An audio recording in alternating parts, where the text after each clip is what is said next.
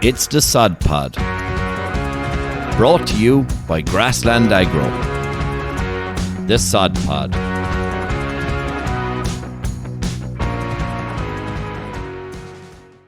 Hello, and welcome to the Sod Pod. We're on episode 2. Just before we get going, this episode is proudly sponsored by Listerlin Fuel and Grocery for all your essential needs. They handed me a free coffee this morning, so that's why they're getting the plug. That's so cheap it is to get the show sponsored, lads. Imagine. Just before we get going, we've a new face. For anyone that's watching the video over here, we've Stephen. Stephen, give yourself an intro here. Thanks, Jim. So I'm a Wicklow man myself. I grew up on a tillage farm along by the coast, only a mile from the sea. So we've grown cereals, oilseed rape and beans. I thought I'd always been a fairly progressive farmer, looking for innovative ways to do things. So that led me into the tillage industry then. And last year I was doing a bit of research on biostimulants and cereals, so that naturally led me into starting with Grassland Agro 6 weeks ago. So here I am. Brilliant. Welcome on board, Stephen. Huge asset, another great asset to the company. Look, let's go straight in. We go two-footed, right? We actually got a query on the back of the last episode there, and it was to do about N&P applications and the importance and impact on grass growth. So I'm going to absolutely curveball John Brennan now. Could you talk about that, John? Peter, you might have to dig him out as well. Yeah. And by the end of this, we might have half an exclamation. No better Google. I'll try anyway. Look, I suppose nitrogen and phosphorus application, whether it's chemical or organic, is a key part of farming, especially this time of year when you're trying to get out your first and second applications. I suppose nitrogen, first of all, is a key nutrient for kickstarting grass growth. I suppose your first round, whether it's mid-February, a bit later, depending on ground conditions, would tend to be a lower kind of rate. Just to try and get something in front of the grass, because grass will respond once it has a certain amount of nutrients in front of it, which is the key. And then as you move into the month of March, where we are now, you can start upping your rates as grass growth takes off, typically around the middle of March. The days get longer, more light going into the ground, places start to dry up, and just ground conditions are more suitable, for an application and then I suppose you're getting your phosphorus into the system then. So phosphorus is kind of your energy source then, to stimulate and escalate grass growth. So that would be typically going into your second round, depending on your allowances. You might be going with a compound or whatever your farmer is allowed to use. I think that's really important. How important in that whole story, Peter, is the nutrient management plan and end of it. Well, look, I suppose it's everything really now, because the fact we've only, I suppose, a certain amount of nutrients that we can apply. Sometimes I suppose likes of that question, or sometimes we might hear, should we hold them off on the putting out the N early on? But really, the advice there wouldn't be, in that, I suppose, if you look at the grass coming out of the cold winter, days are short, there's not much light. So I suppose now we start to get the soil temperature rising slightly around that 5-7 degrees, sort of where it's at now. The days are getting longer, it's getting late. The flags are sort of there for to start growing. So we're going in with the N now, and when we say going in with it, it's really a very small amount, because growth it's going to be quite limited. Yeah. But the fact it's just about getting some nutrients in there to give it that actual wee kick on. And I suppose tying it back into your N&P allowances overall, unless I suppose you know what they are, I suppose you can't really dictate, I suppose, a plan then how much we can put out now, or what that'll allow us with the second half of the year. And I suppose even when we look now, it's the likes of your clover, it's not fixing any nitrogen, so hence why we can get some chemical in. The likes of mineralisation from soil, it's quite slow now, starting off coming again out of your cold soil temperatures. Yeah. So it's really now we should be prioritising that small amount of N just to kick it off, and rely on these other tools, say in the later half of the year. And then with the P applications again, it's all back to your N&P allowances and doing it on your nutrient management plan. And I suppose starting off in February, there was good conditions there for getting slurry out. Farmers got P and K and N on some of the grazing ground. But again, the nutrient management plan will allow you to tailor that to, say, with how much is physically or feasible to put out in terms of it looking at its P and K value, because that's where a lot of the value in your slurry is coming from. And I suppose we want to make sure that we're not robbing Peter to pay Paul, in the sense that we're putting it out now for its own Or to value. rob Peter, in fairness, lads. They're not meant to be You won't I'm rob not Calvin. You might sound like I'm from Calvin, but I'm not. Good answer, Peter. But I suppose something we often get a lot of questions on. Is it worth my while actually putting out that little bit of early nitrogen? But if you were to go back on some chaga studies, there is proof there that putting out early nitrogen for every kilo that you apply, it grows about 10 to 15 kilos on the back of it. Yeah. And there is very, very strong links there to early nitrogen having a correlation with the total, I suppose, milk solids delivered in the end of the year, because you get a healthier plant that's going to regrow faster, and it's going to have access to more nutrients, which is going to have benefits, I suppose, in terms of animal nutrition there as well. So look, I suppose for anyone out there that's actually wondering, should I put out that early nitrogen or shouldn't I? Definitely anywhere that hasn't got slurry this spring, really, really important that some early nitrogen goes out. But as Peter was saying there, soil temperatures are cold at the minute there. We need that little bit of nitrogen in solution in the soil there, not to grow a pile of grass in front of the cows now at the minute. Really at the moment we're talking about clearing the decks in front of the cows at the moment there. That's for that second round, that's where people get caught in. Really, really important. And I don't know, like Peter, you might just tell us, like, just for anyone listening out there that actually doesn't 100% know maybe what the pea is doing, like, what is the pea actually doing in the plant? Yeah, well, I suppose, look, the pea, it's really root development and tillering. And if we look at the last couple of months gone by, there's been very little of that happening. So we're putting it into the soil now. You're really teeing up the plant for the year to come along, and we're depending on them roots to go and scavenge the nutrients from the soil. If most farmers now, let's realistically, the small pea allowance that they can use. So there's not really much point in putting that on in the later half of the year, because developing it at that stage as such, you've missed the boat in terms of some nutrients there. How the soil is playing catch up. So really that's why you're trying to target it early. Once them days are getting longer and there's more light, that the pea is there in the system ready to go. So kind of as a summary is kind of your end first, but then once you kind of get into that middle March period, depending on what part of the country you are, the pea should be in the system or fairly close there on it, to try and give it that kick on. Yeah, and I suppose going back to your nutrient management plan, like, one of the key benefits of having one is you're able to identify which paddocks are low in P and low in K, so you can kind of target, whatever P allowance you have to the ones that need it. And then you have, other benefits, knowing your pHs, which soils to, enhance the pH of later in the year, so you're getting more out of your fertilisers that are going out in the long run, Yeah, and I suppose something that we didn't even touch on there, sulphur applications. Yeah. I suppose it's something that wouldn't be thought of there maybe as first round, but certainly by your second round, we really need to be thinking about that sulphur application.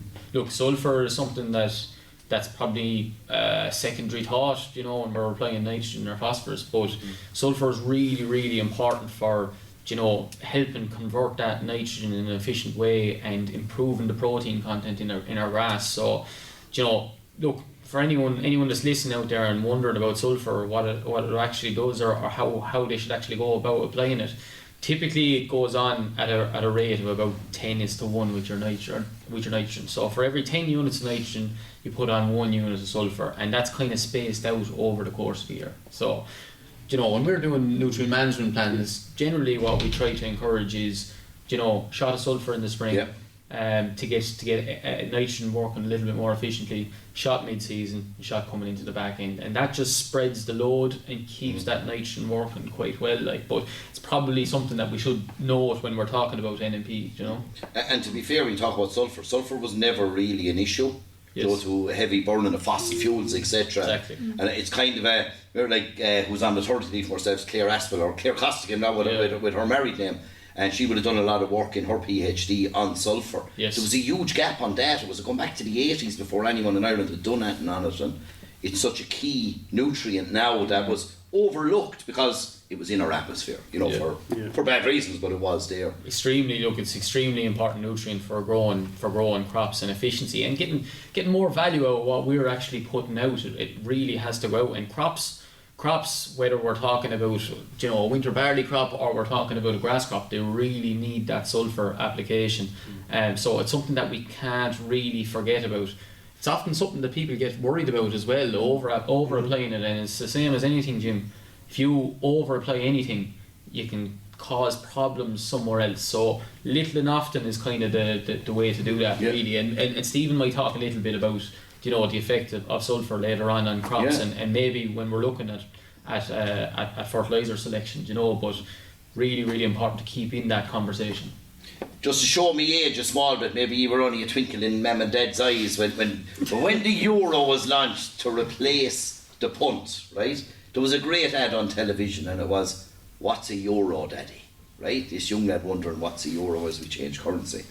What's a nutrient management plan? And I won't call you Daddy, I'll call you Edward. What is a nutrient management plan? You better not start calling me Daddy now, or we might have problems, Jim. So, like, a nutrient management plan is basically a program that shows us where to accurately allocate our nutrients in order to give us the best bounce in terms of the growth of our crops. So, look, soil sampling is a key part of that. If we don't soil sample, we can't put together a nutrient management plan, because you're shooting in the dark. And that's we talked in length about that last week, really. Do you know? But I suppose the value of actually getting a nutrient management plan together is, do you know, we probably, on most farms, we have index 1 and 2 soils, and we have index 3s and 4 soils. By applying our nutrients a little bit more efficiency, so applying the P's and K's on those low indexing ground, we have the potential on most farms, whether that's a grass crop or whether it's a tillage crop, to actually improve the yield of what we're growing. And that doesn't just mean improve the yield, it means improve the quality of what we're growing. So better nutrient value, you know, better ability to recover after a time of stress. All of this is included. And I suppose, look, in order to do that, we have to have the soil samples, but a nutrient management plan basically looks at soil sample results, that identifies the problem, looks at lime status. That's a key part of any nutrient management program, and then nitrogen, phosphorus, potash, and sulfur applications. Really important. Like, you can dive deeper into it, and you know, the same as Clodagh will talk about minerals there later on. You know, it's probably a little bit bigger in the tillage industry, Stephen, where we start to look at trace elements, magnesium, you know, manganese, all these different elements. You can dive that deep into it. Probably not done so much on grassland, but you know, on the tillage end of it, that's very mainstream. Yeah, very important. Crops are such high offtake crops that it's comparable to silage, I suppose, but into grassland terms, for fellas that are maybe growing a small bit of corn along with their grassland. Huge offtakes of P and K when you're taking crops away from the field and you're exporting them, so they have to be replaced. So nutrient management plan, making the best use of the nutrients, is so important. Incorporate manures is also very important, especially in front of the spring crops. There's an opportunity there as well now, coming up, to incorporate them into our nutrient management plans. Yeah. I suppose even you're saying, I suppose, in the past, maybe like they mightn't have been looked at in detail as much as the tillage. Really, if we're to call a spade, there's no choice now. If we want to be able to, you know, I suppose, maintain our grass growth to what we weigh up, when we get the flexibility of more nutrients, we're really going to have to implement it. Yes. You know, otherwise you will just see the yield knocking back. Yeah. You know. I suppose, like, you know, Clodagh, you're reviewing plans every day of the week. I suppose, how important is it that the likes of a nutrient management plan, it's kept simple? Yeah, no, 100%. Like, even look the way the scale of farming has gone now as well. You know, you need to have a plan that, like, a monkey can come in and look at it and know how much nitrogen needs to go in on the grazing ground, or, you know, or how much slurry needs to go out at the start of the year. Like, it's so important that anyone can come along and see at what month of the year how much needs to go out, what product needs to go out, how much of it needs to go out, and where it needs to go out, really. Like, and just to sum up the nutrient management plan as well, I suppose the overall aim of it is to make sure that farmers are putting out the right product at the right rate, at the right time of the year, and in the right place, you know. really important. I think that those, if we can keep by those P rules, you know, and that's the way we need to look at a nutrient management program.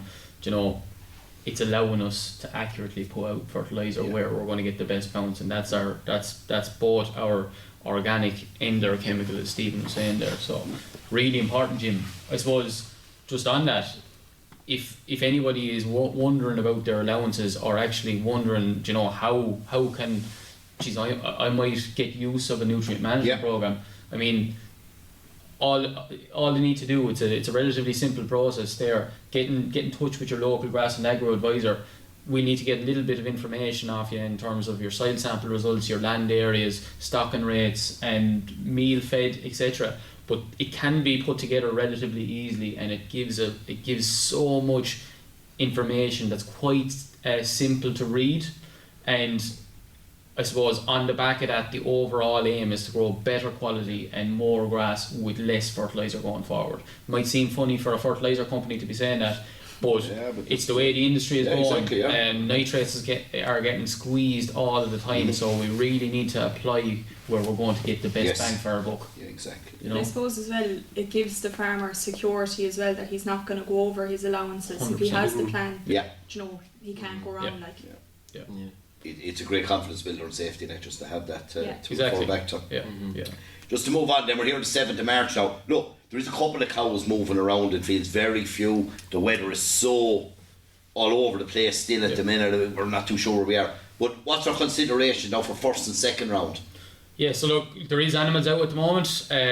Grazing conditions are dodgy in places now at the minute, like, you know. They were quite decent. We got a few storms in January, and it's been raining on and off since then, you know. So look, I think the whole thing with trying to graze at the moment, we really need to be looking at trying to get in one grazing a day anyway. That needs to be our target, you know.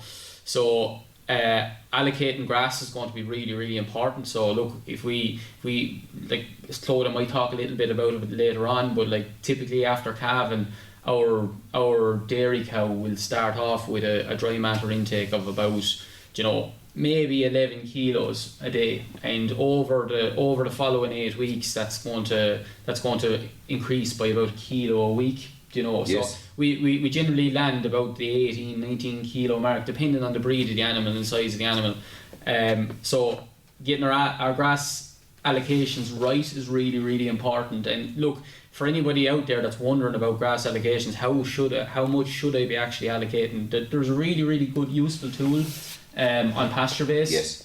Pasture Base is free to use for everybody. It's a free download, but there's a calculator on that can be used to actually allocate grass. Really, really important. But I suppose, look, going back to what we should be doing, we should be aiming to try and get in one grazing a day, and we should probably be maybe refraining in the mornings from feeding an awful amount of silage. So around that 10 a.m. mark, animals have a good appetite. They get out, they eat their grass allocation, and then probably, you know, after about 3 hours they're coming back in the shed. So we're on off grazing really. We're trying to get through as much grass as efficiently as possible. And look, as we're getting all of this rain at the moment, southeast is not getting it too bad, but other parts of the country are getting a decent amount.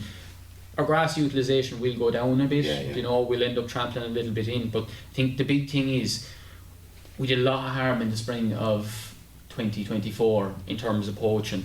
We want to try and minimise the harm we're doing on farm. Look, you know, a little bit of mucking is acceptable. But we don't want to be poaching fields, and that's a really, really important consideration. We want to go out, clean off what's on paddocks.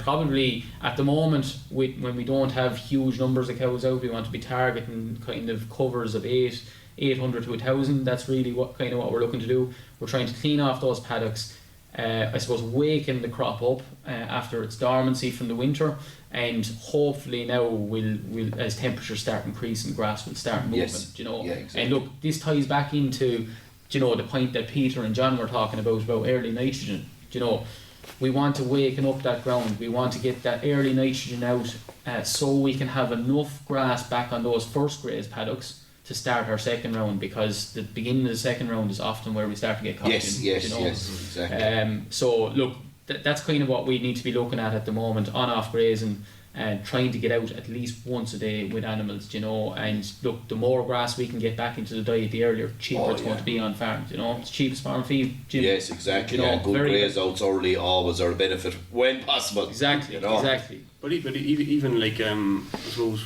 when we look at the customers or that, or some of the farmers we're dealing with, like you got the farmers on that scale, both sides of the scale. Some very much understands the benefits and will by all means they will try push on to get grass in.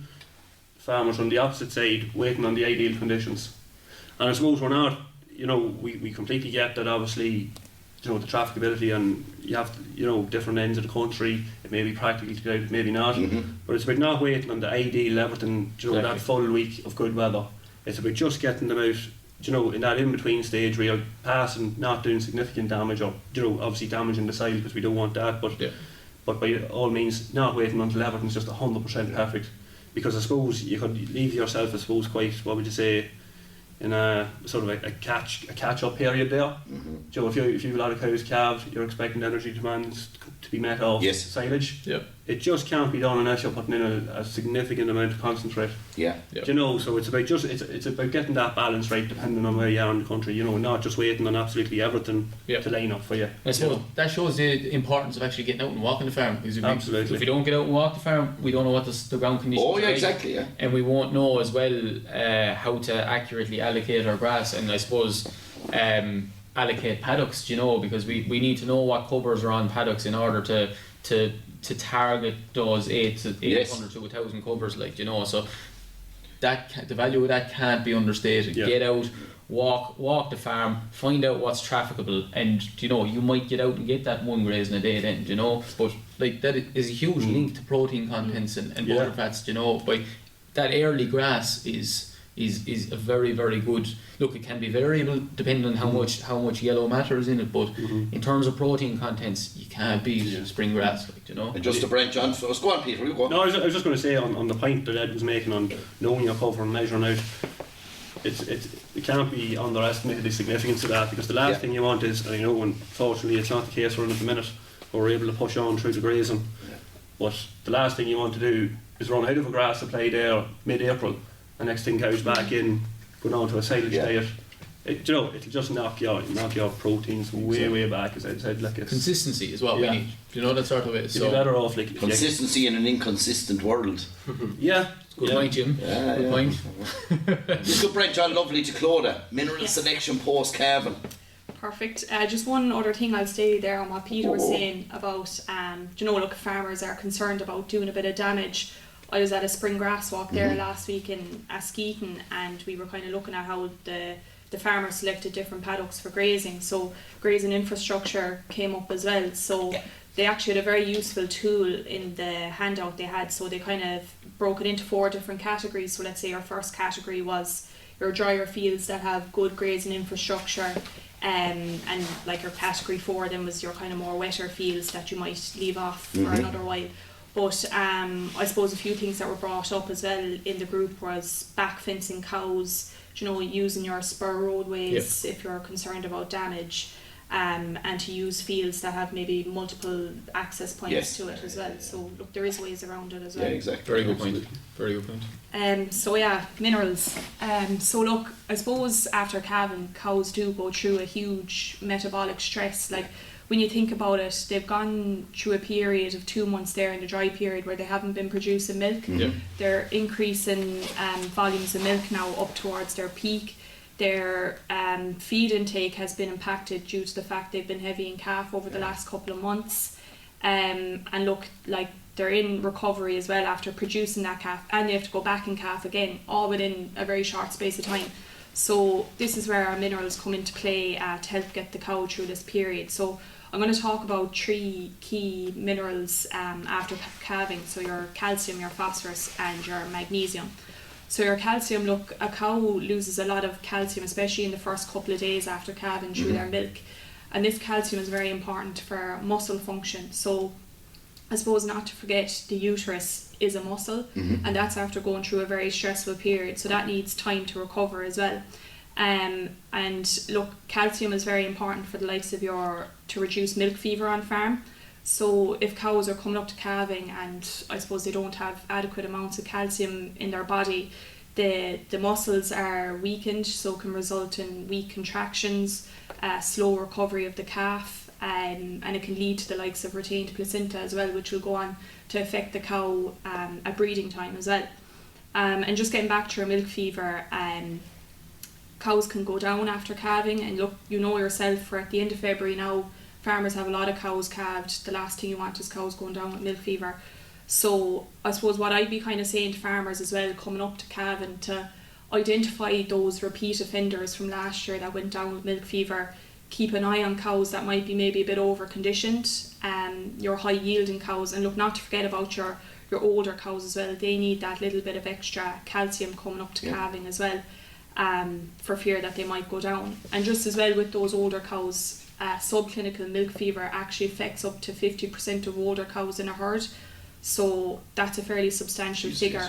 And just to put it into perspective in terms of the cost of milk fever on farm, like it can be anywhere in between 250 to 400 euros per case, and like that's including your loss of milk, your vet bills, like in very extreme cases you might end up culling the cow in the herd. So look, that's just a bit on calcium there.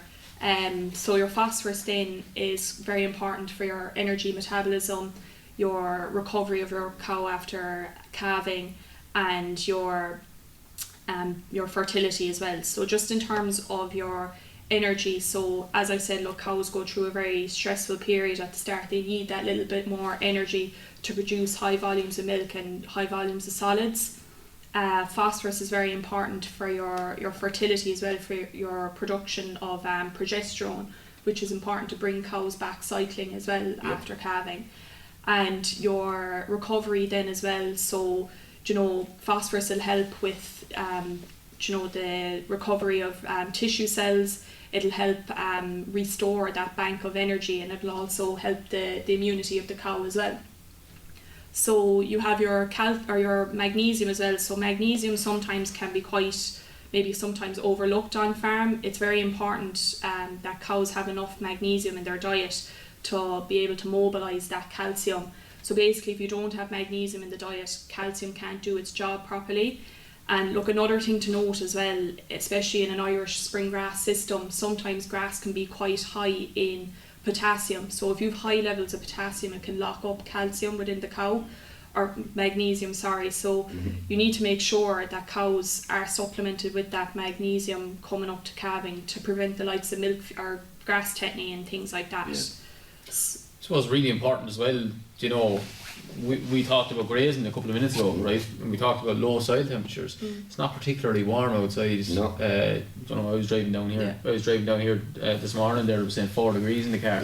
But if you have cold temperatures as well, magnesium not very available in cold temperatures. And if we do have paddocks that might have got an early application of slurry, we might have cold temperatures acting on our magnesium, but then we might also have potash acting on our magnesium. And that's why it's really, really important that we keep that magnesium in the diet post-calving, I suppose, for that grass tetany issue. And this is a risk period, for grass tetany while those temperatures are cold, no more than the back end. But that's a really, really good point there. And it probably is something that's overlooked a little bit. 100%. And look, one thing I'll say as well with your minerals, especially your pre-calving minerals, you can't afford to skimp on them. I went through the costs of milk fever on farm, it's 200 to 400 euro per case. So look, we're always looking to drive on production, drive on milk solids, drive on milk yields. That's going to have offtakes on the cow as well in terms of their minerals. So it's like going into a field and taking 3 cuts of silage. There's going to be offtakes of P and K. They have to be replaced.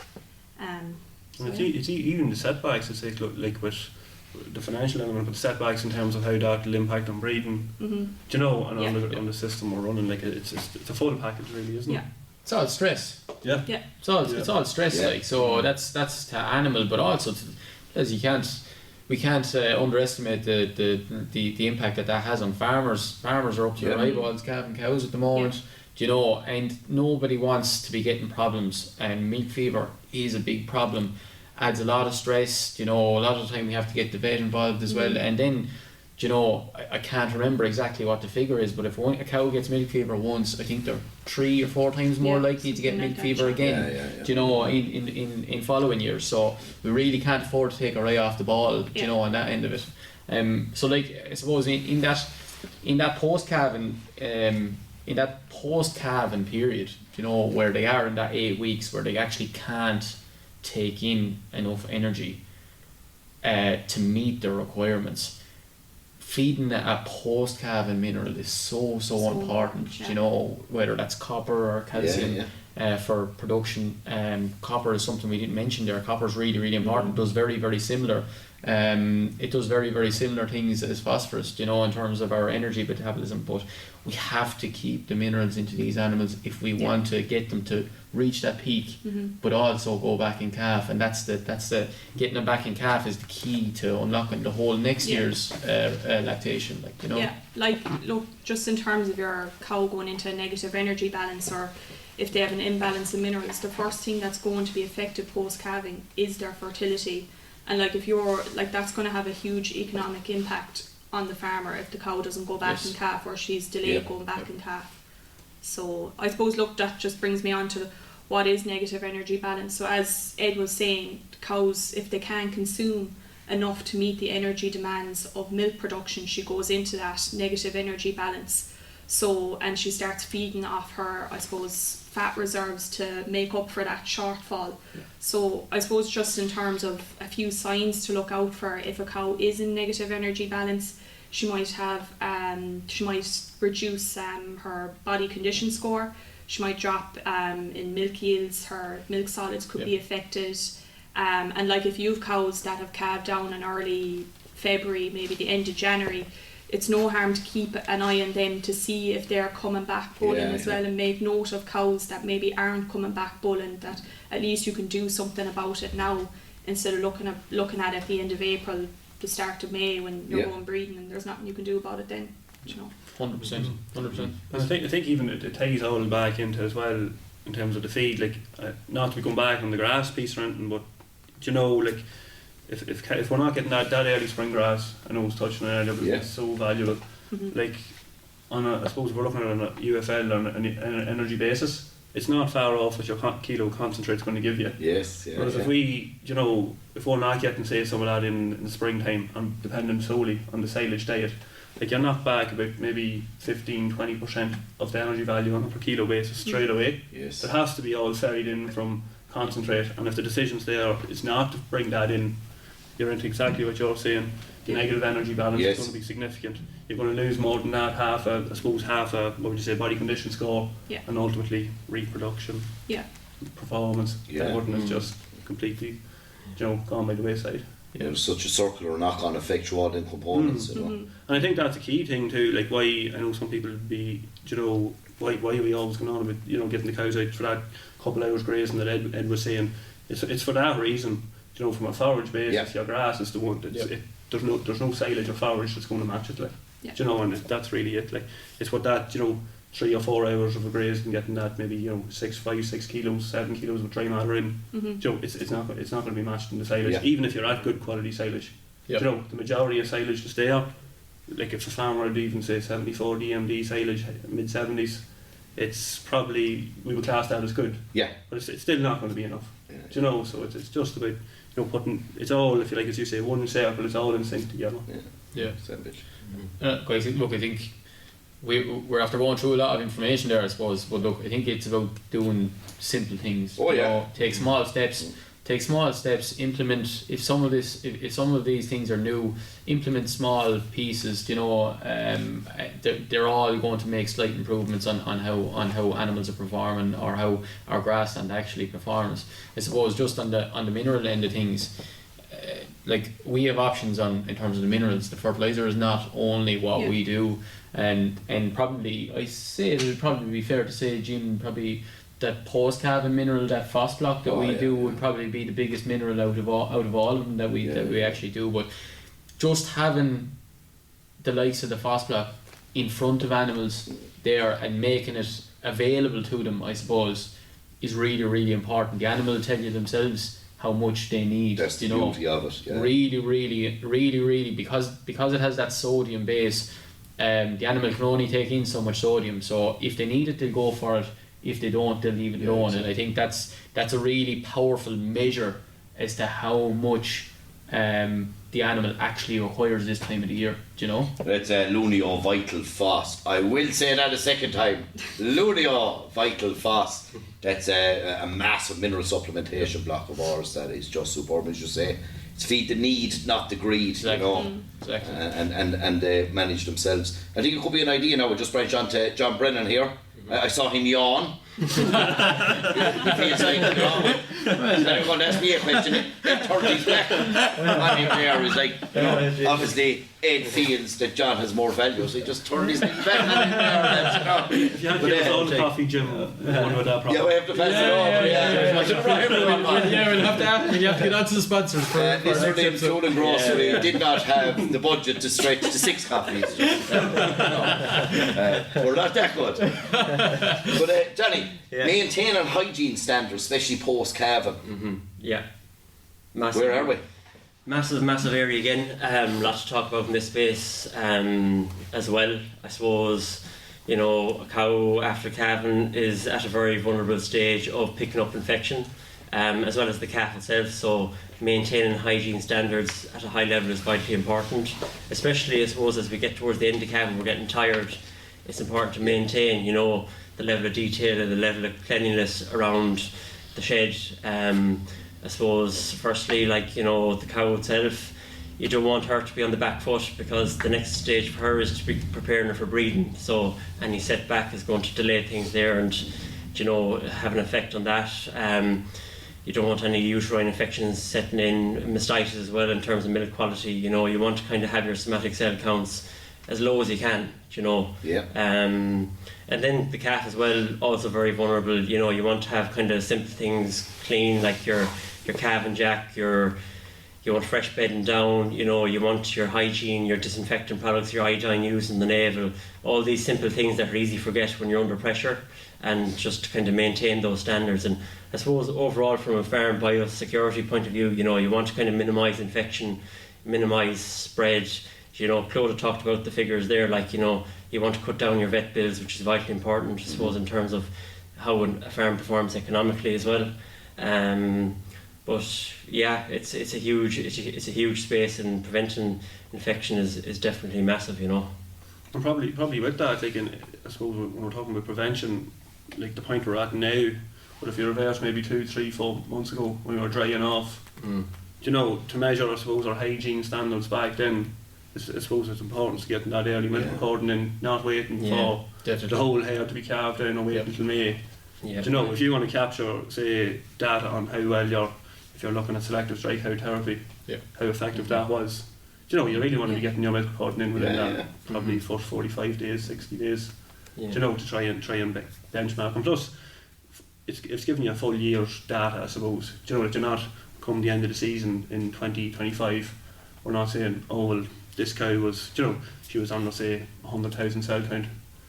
But, you know, what happened for the first maybe 60, 80? Yes. She was one of your early calvers. So it just ties into the point, even though it's hygiene standards now, we can capture, you know, with the milk recording, hygiene standards in the previous period, and how we can learn from that, you know, in the subsequent season. Like. 100%. Yeah, exactly. I look, it's a really good point there that both John and Peter after bringing up there. Like it's something that we can't afford to let slip. At this time of the year, because as I said, we talked about milk fever and grass tetanus earlier on. They're all stressors. Do you know, if we have infection on farm as well, that's going to be a massive stress, whether that's the cow or whether that's the calf. And if we have stress, it's going to affect performance. Do you know, that sort of way? So something that we can't afford really to take our eye off the ball now at the moment there, Jim. I know there's an awful amount to be managing on farm now at the minute there, but I suppose, you know, if we can keep doing the simple things right, keep our hygiene plan in place, keep to our nutrient management plan, you know, all of these things are going to be of benefit to profitability in the end of the day, you know. And that planning an organisation, managing all them things out, it avoids the bigger chaos when shit hits the fan. Yeah, you know, because when things do go wrong, that is a different problem. Obviously, new stress, and there's way more pressures that come in. So it's just and sometimes hygiene does get pushed down when we're looking. We might get a bit more focused on, you know, getting cows out, getting cows in, grazing, getting fertilizer sprayed, and you know, sometimes they're easier jobs to do because there's a big impact and a big visual, and you know, we skip a bit of cleaning inside in the parlour or whatever. And people are working big hours. People are working big hours at the moment.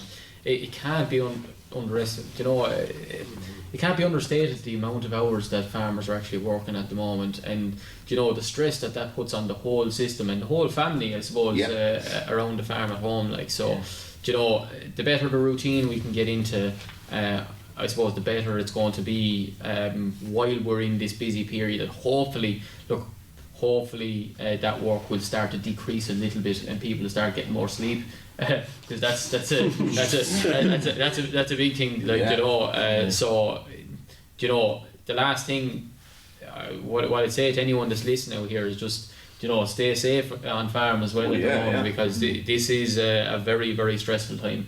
You know. Exactly.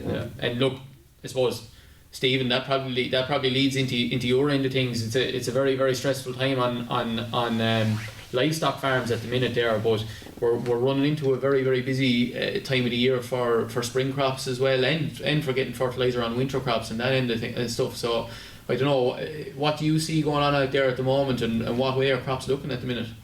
Yeah, definitely coming into a very busy time, I suppose, in terms of what way crops are looking.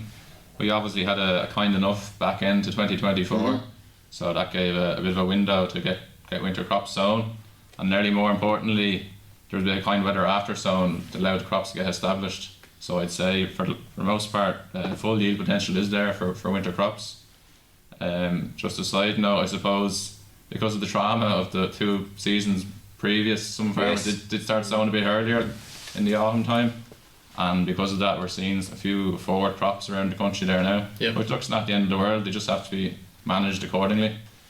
So that's in terms of fertiliser, growth regulator and fungicides, because those early crops will have higher disease pressure. In terms of fertilisation now coming into the spring and the big workload we have coming up, I suppose oilseed rape is the priority. So that's your end rate for oilseed rape isn't set every year. It's you judge it based on your green area index. That's the amount of vegetation per unit area. So farmers need to go out and look at crops, particularly oilseed rape. You can't leave it all to the agronomist. But as I say about oilseed rape, early sown crops, like crops sown in August, and particularly crops that got a bit of manure, they're probably looking stronger now. They're going to have a stronger green area index in comparison to crops sown maybe September that might have got grazed by pigeons. So then back to the crops that were sown later, probably needed a bit of nitrogen in February, and a lot of farmers did get out and get nitrogen on them crops. I know there was a few spells of rain, maybe some farmers couldn't travel, but definitely at this stage now, oilseed rape backwards oilseed rape should have got its first shot at nitrogen, and even the bare looking crops that probably need their first application of nitrogen soon, second week of March perhaps. In terms of winter barley, look, winter barley it's a sink limited crop. That means the yield is dictated by the amount of grain sites it has to fill. So to maximise the amount of grain sites, we need to maximise the amount of tillers that will go on to produce ears. So the best way to do this is early season management of nitrogen. You'll often see when you're driving through the country, crops of winter barley going yellow in February. So a lot of farmers did get out with maybe 20-30 units of nitrogen just to retain them tillers. And again, if farmers haven't got out yet, it's definitely a priority list now. Get that first application of nitrogen on winter barley. In terms of winter wheat and oats, looking at as much of a panic on nitrogen. They're looking strong, a lot of strong crops of wheat and oats around the country. Still we're coming up to the first application timing for wheat and oats, going up to growth stage 30. Depending what part of the country you're in, if you're down Cork, Wexford, that's obviously going to come sooner than the likes of later areas, Meath, North County Dublin. So yeah, that's probably a round up of the winter crops. In terms of spring crops then, I suppose there's been some sowing of spring beans already. I've seen on social media a few beans going in February in obviously drier parts of the country. going in with via strip till, which is a good method of getting them in. Just in terms of nutrients, I suppose, and pH, beans do like a high pH. If you haven't sown your beans yet, might be your last opportunity just to get lime out, do like a pH up around 6.8 or 7. Yeah. In terms of P and K for beans don't like low index soil, so ideally you'd be picking fields that are index 3 and 4, but if you are sowing in lower index soils, definitely get the fertiliser into the seedbed. In terms of spring cereals, then look, it's really early enough days yet, but I suppose it's a good opportunity now to be making sure you have your nutrient management plan in place, have your fertiliser ready to go. You're probably putting an NPK compound into the seedbed. In terms of malt and barley, you're looking to get a bit of nitrogen in early, keep proteins right. And then beaten maize is a while away yet, but I suppose it'd be last opportunity just to get soil tests done if they haven't been done, just to give the labs time to get results back, and again get lime out ahead of them crops too. They like high pHs as well. Yeah, I suppose we're in March now. They won't be long about coming around either. You touched on the nutrient management in the stuff. I suppose just in your own experience, even from your own farm at home, has it been difficult to get your head around the P allowances and the N allowances for crops? Like, and I suppose where would you normally go if you were looking for what you're allowed to spread? And I suppose how important is it actually to take those soil samples and get a nutrient management plan put together? Do you know, whether it's grassland or on the tillage and the things? Absolutely, I'm seeing like some of the best farmers in the country. They're still doing a lot of thinking about these nutrient management plans. It's new to a lot of people, but I suppose it's about starting with the basics. Get your soil tests. I'll reiterate what I said in the last podcast. If your soil test is over 4 years of age, it's out of date. You've no P allowance there. I suppose specialist tillage farmers need to be mindful of imports of manures as well. There's P coming in there as well that has to be accounted for. So P allowances are based on your indexes of your soil and expected yields of the crops. So if you look back at your last 3 years, your highest yields, if it's over the base yields according to regulations, it could give you a higher P allowance. So that's all incorporated into a nutrient management plan. And in terms of K, I suppose it's to do with off-takes. It's your expected crop yield. You need to replace them big off-takes, and if indexes are low, you want to be building up K levels as well, because it's going to increase nitrogen use efficiency. But it's something that's really, really important, no matter whether you're in a grassland farm or a tillage situation. Like, you know, the allowances are only going to get tighter for every farmer. It's not just the grassland farmer. It's also proven quite difficult with the tillage end of things. So just if anyone is you know, unsure out there, same as I said earlier on, don't be afraid to give us a shout. You know, we can help with the allowances. We can go through yields, and we can try and find what best works for your crops based off of what you've been growing for the last few years. Like, you know, and you know, in fairness to Stephen there, Stephen is a great asset to the team. He's great knowledge, like, in fairness. So look, if anyone is unsure out there, just get in touch with us, and we'll be able to give you a hand with your allowances going forward. Yeah, exactly. And I think, Clodagh, the last day you said the 21st of September 2021.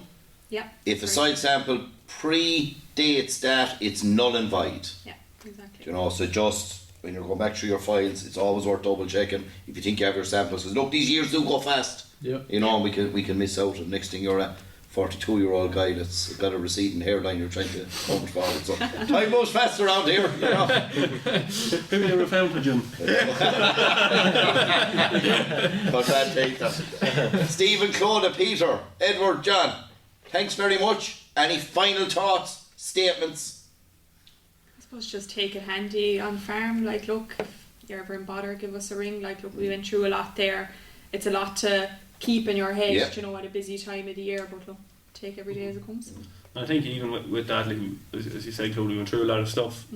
Like, obviously, you know, in parts of the country, you know, there will be earlier farms, there will be later farms, and it's just about tailoring it to each individual farm. You know, like, if you have a heavy farm, fair enough, you might only get a proportion to ground, Yeah, etc. So, just as I say, you know, what could, if there is any, what would you say, assistance needed on that in terms of, as Ed said already, NPK, Joe, reach out. There's no issues there. Farm smart, farm safe. How dare you steal my line? You like that? I came up with that myself. You would be sacked. That's going to be cut once the editing is done. Don't worry. My one decent line. Carry on, John. I'd like to apologise about Edward there. Yeah, I suppose just going back to farm safety, like, you know, calving is a dangerous time of year. Cows are dangerous creatures, especially around calving, so just be careful out there, you know, especially as you get tired, like, don't be taking any shortcuts, like, just be careful. Yeah.